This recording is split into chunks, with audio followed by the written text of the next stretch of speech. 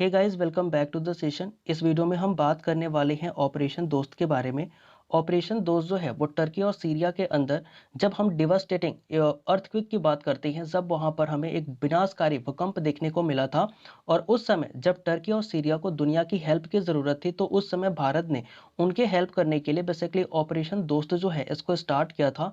तो इसके ऊपर हम रिपोर्ट राइटिंग देखने वाले हैं, और ये जो टॉपिक है आपके CAPF असिस्टेंट कमांडेंट 2023 एग्जाम के लिए काफ़ी ज़्यादा प्रेडिक्टेबल है। हो सकता है कि इस बार ये टॉपिक आपके एग्जाम में पूछ लिया जाए। तो इस टॉपिक के ऊपर बेसिकली वो रिपोर्ट राइटिंग ही पूछेंगे, तो हम रिपोर्ट राइटिंग की ही प्रैक्टिस इस वीडियो में करने वाले हैं। तो प्लीज़ पूरा वीडियो आप ध्यान से ज़रूर देखिएगा। कोई भी डाउट होता है कमेंट करके आप अपना क्वेश्चन ज़रूर पूछ लीजिएगा। तो आइए स्टार्ट करते हैं वीडियो को विदाउट वेस्टिंग एनी टाइम। तो सबसे पहले हमें पता होना चाहिए कि जब भी हम रिपोर्ट की बात करते हैं तो रिपोर्ट का एक फॉर्मेट होता है, और उसी फॉर्मेट के अंदर हमें रिपोर्ट जो है वो लिखनी होती है। तो सबसे पहले हम क्या लिखते हैं कि स्पेशल कोरेस्पोंडेंट, यानी कि आप यहाँ पर XYZ भी लिख सकते हैं। फिर हम लिखते हैं डेट, जो भी हमारी डेट होती है, और ध्यान रखिए आप डेट वो ही रखिएगा जो कि पास्ट की हो। फ्यूचर की डेट या फिर प्रेजेंट की डेट जो है वो इसमें ज़्यादा इफेक्टिव नहीं होती, तो आप इसे पास्ट के डेट में ही रखिएगा। फिर हम लिखते हैं प्लेस, और इसके अंदर आप किसी भी प्लेस का नाम लिख सकते हैं, चाहे तो मुंबई, लखनऊ, या फिर चाहे तो किसी भी जो प्लेस है उसका नाम आप यहाँ पर लिख सकते हैं। बात करते हैं अपने कंटेंट की, तो हम इसकी शुरुआत बेसिकली किस तरीके से कर सकते हैं। Recently a 7.8 magnitude earthquake had seen in Turkey and Syria. कहने का मतलब क्या है कि जो हाल फिलहाल की घटना है कि 7.8 मैग्नीट्यूड का जो भूकंप है वो हमें टर्की और सीरिया के अंदर देखने को मिला। While people was sleeping in their houses, यानी कि जब जो लोग थे ना अपने घरों के अंदर सो रहे थे, तभी हमें यह घटना देखने को मिली थी है। Aftershocks many buildings had demolished and millions of people was stranded in rubble। कहने का मतलब क्या है कि इस घटना के बाद भी, यानी कि एक बार जब भूकंप आ गए तो उसके कई सारे झटके जो हैं वो आते रहे, और उन झटकों के वजह से हुआ क्या कि कई सारी जो बिल्डिंग्स हैं वो क्या हो गई, डिमोलिश हो गई, और उनके वजह से कई सारे जो लोग हैं वो बेसिकली मलबे के अंदर फंसे रह गए। Turkey disasters and emergency management जो एजेंसी है, बेसिकली टर्की की एक डिजास्टर और इमरजेंसी मैनेजमेंट एजेंसी, जिसको AFAD हम कहते हैं, उन्होंने क्या कहा था। उन्होंने ये कहा था कि sad that countries overall death told currently stood 12,391 people. यानी कि कहने का मतलब था कि जो हमारी टर्की की disaster in emergency management agency है, उसने ये कहा कि जो कंट्री के अंदर ओवरऑल डेथ है, यानी कि जो लोगों की मृत्यु हुई है, उनकी संख्या कितनी पहुंच गई है, 12,391 लोग जो है वो अभी तक मर चुके हैं। और जो हमारे 62,914 पीपल हैं वो विशेष रूप से क्या है, घायल हैं। Without wasting any time, India as a first responder started his operation Dost. यानी कि भारत ने बिना अपने एक भी समय को गंवाए उसने क्या किया, बेसिकली एक पहला रिस्पॉन्डर के रूप में उसने ऑपरेशन दोस्त की जो शुरुआत है वो करी। तो इसके ऊपर हम बात करेंगे कि आखिर इस ऑपरेशन दोस्त में हुआ क्या। तो ऑपरेशन दोस्त मीन्स, यानी कि जो ऑपरेशन दोस्त है इसका मतलब था कि वे केयर, यानी कि हमें जो है वो दूसरे की परवाह है, हम दूसरों की भी परवाह करते हैं। India has launched operation Dost to help Turkey and Syria. यानी कि भारत ने लॉन्च किया अपना ऑपरेशन दोस्त, जिसके अंडर वो क्या करेगा, टर्की और सीरिया की जो हेल्प है उसको उसने किया। As part of this operation, इस ऑपरेशन का बेसिकली जो पार्ट रहे वे लोग कौन थे, तो India has sent 3 teams from the National Disaster Response Forces. यानी कि जो हमारी NDRF है उसके में से बेसिकली जो हमारी NDRF है वहाँ की जो हमारी 3 टीमें थी वो इनका पार्ट बना करके इनको भेजी गई to assist in search and rescue effort, जो कि क्या करेंगी, टर्की और सीरिया के अंदर जा करके सर्च करेंगी, उन्हें सहायता करेंगे टर्की और सीरिया के जो फोर्सेस हैं कि आप क्या कर पाइए, रेस्क्यू कर पाइए। उनके जो रेस्क्यू के प्रयास हैं उनके अंदर ये सहायता करने के लिए हमारे भारत के NDRF की टीम जो है 3 टीमें हमने भेजी थी। This teams have been airlifted by Indian Air Force IAF C-17। यानी कि ये जो हमारी टीम थी वो इंडियन एयरफोर्स के जो हमारे बोल सकते हो एयरक्राफ्ट हैं उनके द्वारा इनको पहुंचाया गया था। और वो एयरक्राफ्ट बेसिकली कौन सा था, C-17 एयरक्राफ्ट जो था उसको बेसिकली हमने देखा कि वो कहाँ से उड़ा, गाजियाबाद से उड़ा, और जा करके टर्की के अंदर हमने देखा कि उसने भारत के जो 3 टीमें थी NDRF की उनको उसने सक्सेसफुली वहां पर लैंड कराया था। अलोंग विद द टीम, हमारी तो टीम गई ही थी, टीम के अलावा भी हमने क्या देखा कि अ फील्ड हॉस्पिटल यानी कि एक हमने फील्ड हॉस्पिटल भेजा, सप्लाइज मशीनरीज यानी कि जो भी हमारे मशीनरीज हो गए जैसे कि मेडिसिन वगैरह हो गए तो उनको भी हमने वहां पर सप्लाई किया। And equipment have also been sent, और जो भी हमारे इक्विपमेंट थे जो कि वहां पर आवश्यकता पड़ सकती थी, इन सारे ही इक्विपमेंट्स को हमने वहां पर भेजे थे।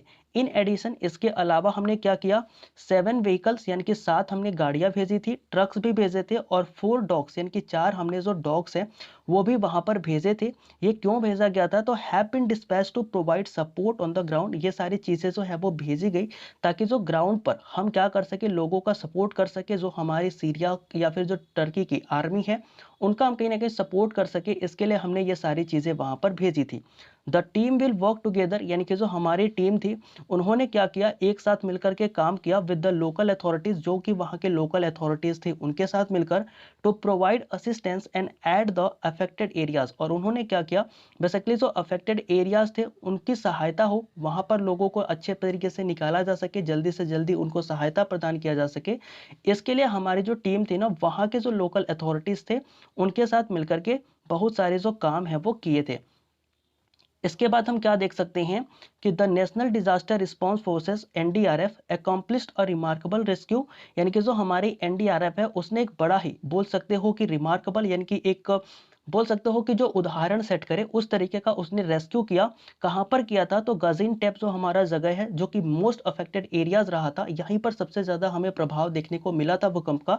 तो यहाँ पर बेसिकली हमारे जो एनडीआरएफ है उसने एक एग्जाम्पल सेट करने वाला रिमार्केबल जो है वो एक काम किया इस टर्की के अंदर। ये काम क्या किया था कि they successfully saved a 6 year old girl, इन्होंने क्या किया था, इन्होंने सक्सेसफुली यानी कि बोल सकते हो कि सक्सेसफुली इन्होंने क्या किया था कि जो 6 साल की एक लड़की थी who was trapped under the rubble, जो कि मलबे के अंदर कहीं ना कहीं दबी हुई थी, उनको इन्होंने रेस्क्यू किया, उनकी जान बेसिकली हमारे जो एनडीआरएफ की टीम है उसने बचाई थी।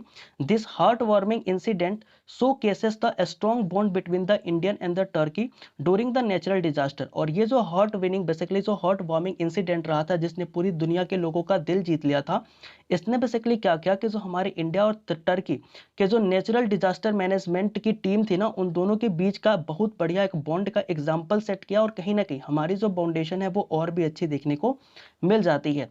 द एनडीआरएफ यानी कि जो हमारी नेशनल डिजास्टर रिस्पांस फोर्सेस हैं वो क्या करती हैं कि इंडियाज डिजास्टर रिस्पांस एजेंसी, ये हमारी जो एनडीआरएफ है ये इंडिया की डिजास्टर रिस्पांस एजेंसी है, has been actively engaged in rescue, जो कि क्या हुई काफी एक्टिव तरीके से इस रेस्क्यू के अंदर जो है वो इंगेज रही। Relief effort on the ground, उन्होंने क्या किया, ग्राउंड के ऊपर जो रिलीफ के लिए प्रयास किए जा रहे थे उसके अंदर काफी सारा बोल सकते हो प्रयास जो है वो एनडीआरएफ के द्वारा किया गया। The team known as a India 11, यानी कि ये जो हमारी एनडीआरएफ की टीम थी जिसने बेसिकली 6 ईयर ओल्ड गर्ल को बचाया था, इस टीम की बात की जा रही है। तो the team known as the India 11 was able to retrieve the young girl from the नूरदगई। बेसिकली क्या था कि ये जो हमारी टीम 11 थी ना जो कि एनडीआरएफ की थी, इसने ही क्या किया था, इस गर्ल को जो कि 6 ईयर गर्ल थी जो कि मलबे के अंदर दबी हुई थी गजीन टेप के अंदर, उसको क्या किया, बचाया गया था। ठीक है, अब video shared by the ministry of home affairs, ये जो वीडियो है वो हमारे मिनिस्ट्री ऑफ होम अफेयर के द्वारा जो है वो शेयर किया गया,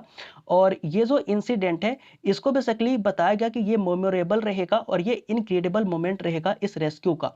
ठीक है, तो ये बेसिकली जो चीजें थी ना वो हम इसके अंदर लिख सकते थे।